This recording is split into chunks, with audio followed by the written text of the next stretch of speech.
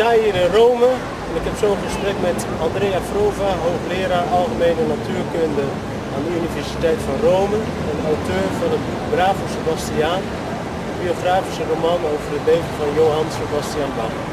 Ik ga hem enkele vragen stellen over het boek.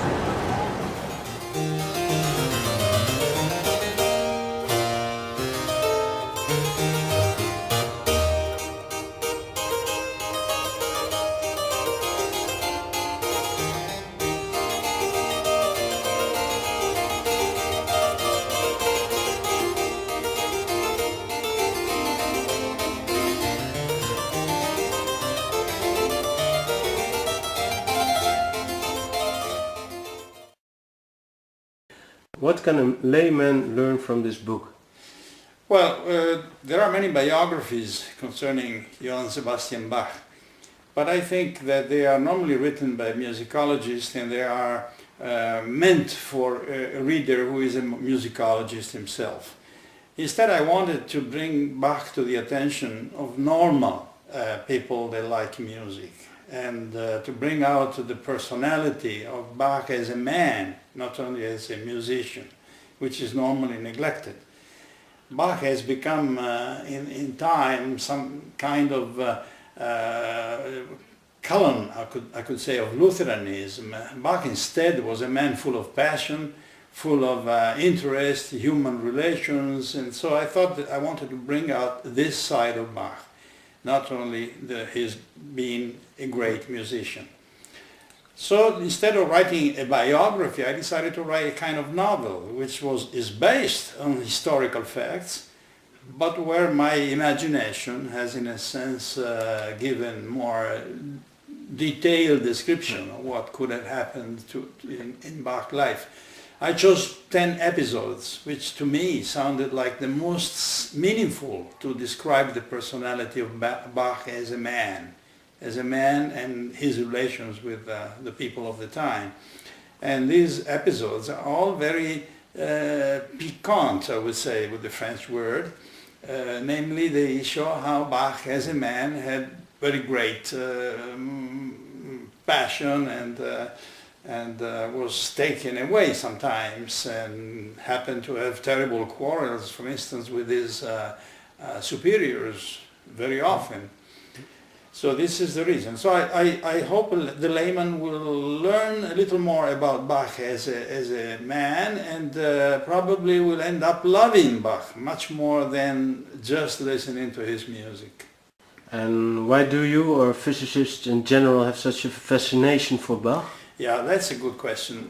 Bach is the only musician, at least in that century when he lived, that was able to apply formal rules, mathematical rules or geometrical rules to his musical pattern, and at the same time make sure that real music was actually produced, full of melody, full of harmony.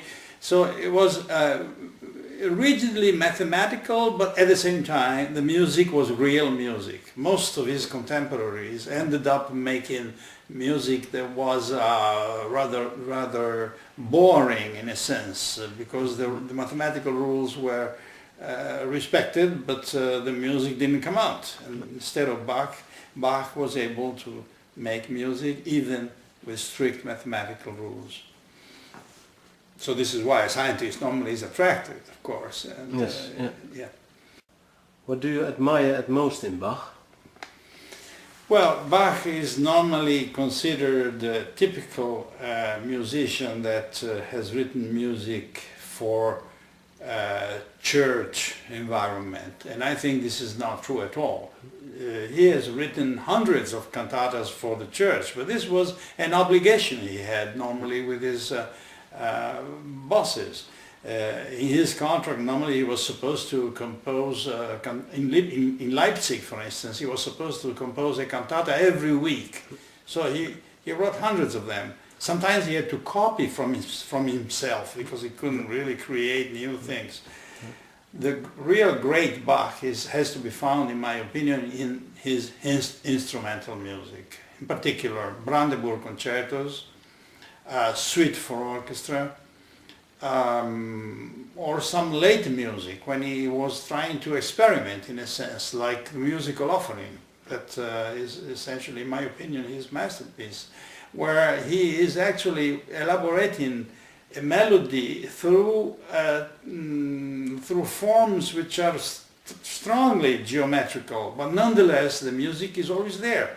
There is not a single note which isn't really part of the true music. So I think Bach is really great on his instrumental music, most of all. His organ music also, especially the one he wrote when he was a young man, in the initial part of his career, when he was an organ player in a church in Arnstadt, small town. And of course he also has written good church music. Just take Matthäus, or Matthäus, I don't know how you should say that exactly, but the Passion, this one is really, or his Magnificat, this is really also another masterpiece.